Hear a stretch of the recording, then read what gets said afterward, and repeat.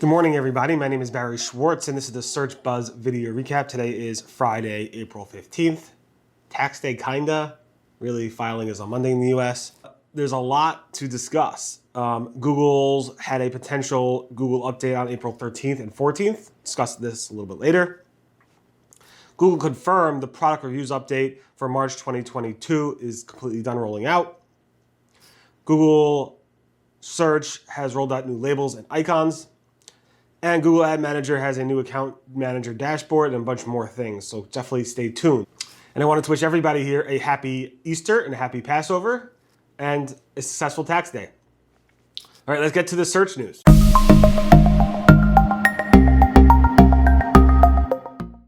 So I'm seeing some unconfirmed reports of a Google update on April 13th and 14th. So it's hard to say exactly what's going on, but this is the typical unconfirmed update.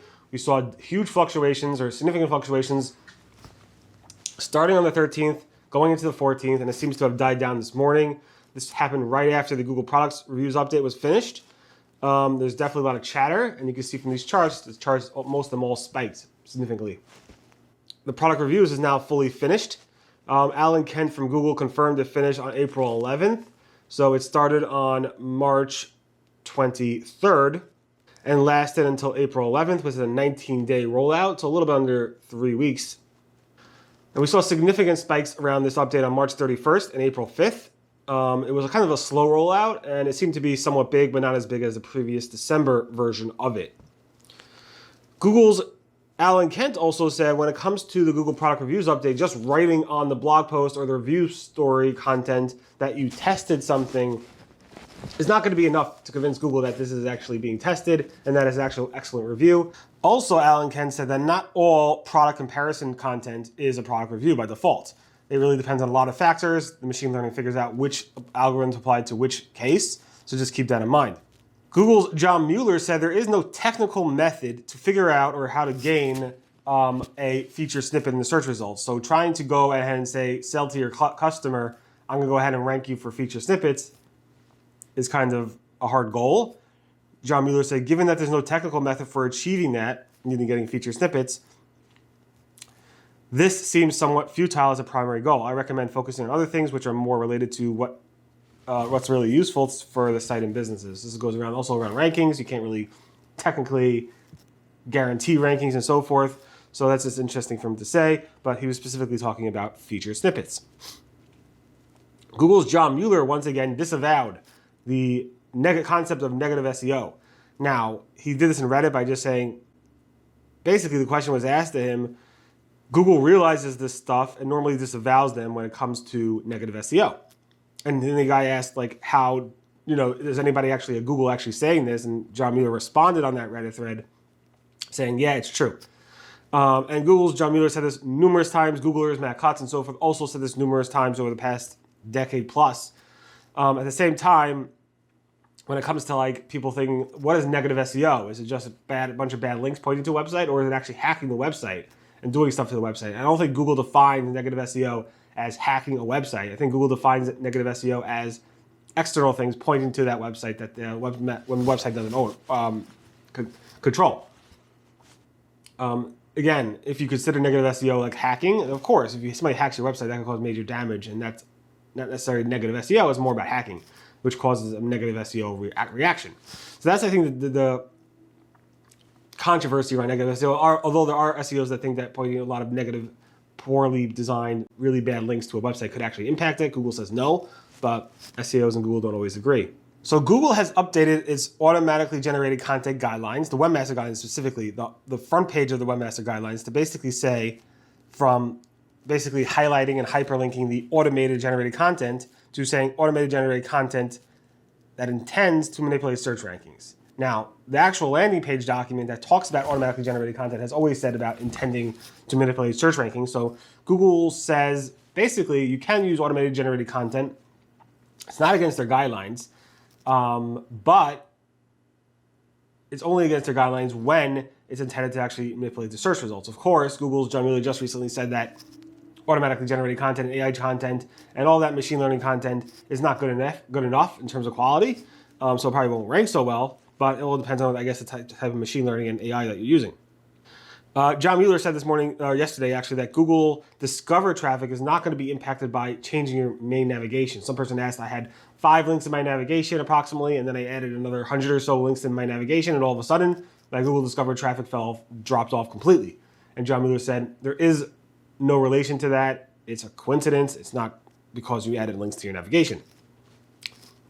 John Mueller then also cited that Google Discover traffic in general is super, super erratic, and you don't know if you're going to get it or not, so I wouldn't bank on that.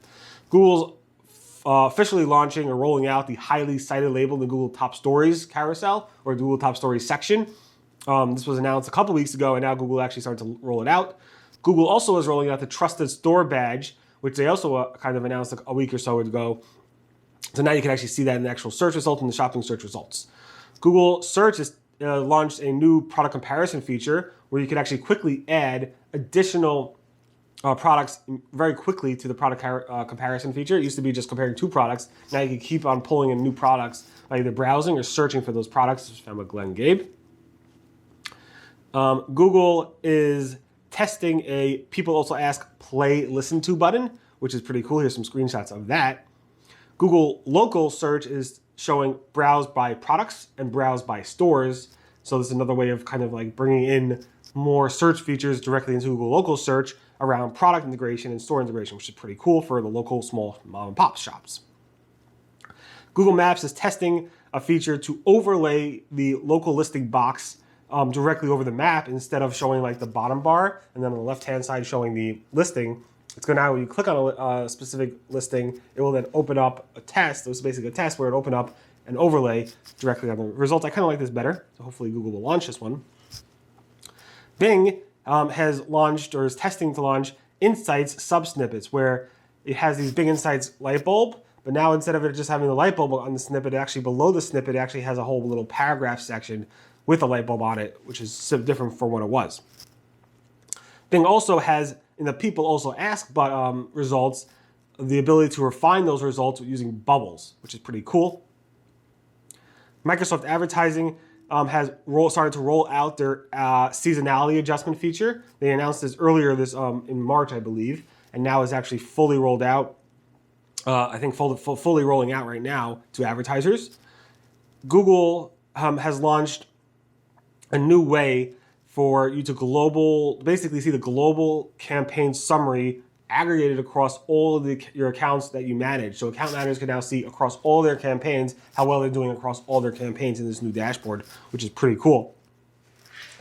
Google created a new way to create custom columns. Basically, Google says it's adding new metrics and features to make them easier for your data to view. This includes spreadsheet functions, calculating compare metrics, referencing other custom columns, and a lot more. So definitely take a look at that. And Google said that audience signals help jumpshot your performance max campaigns. But not only that, not does it only help you jumpshot your performance marketing max campaigns, those audience signals will actually be used to continue to inform that campaign going forward. So it's not just the jumpshot start, it's actually the ongoing stuff of that, which is pretty cool. In any event, thank you so much for listening to the Search Buzz video recap. My name again is Barry Schwartz. This is search news we covered over the Search Engine Roundtable at roundtable.com. Sorry for speaking very fast. Also, wishing everybody a happy Easter, happy Passover, and good luck on tax day if you're in the US. And I apologize for this video. Kind of bit my tongue and I'm kind of a little bruised, so I'm having a problem talking so fast. In any event, be well, be safe. Wishing everybody a great weekend. And see you guys next week. Although Friday next week, I'm actually offline for the second days of Passover. So maybe I'll just schedule the video and record it on Thursday and schedule it or something like that. I'll figure it out. In any event, thanks so much for listening. Everyone be well. Speak to you guys later. Bye-bye.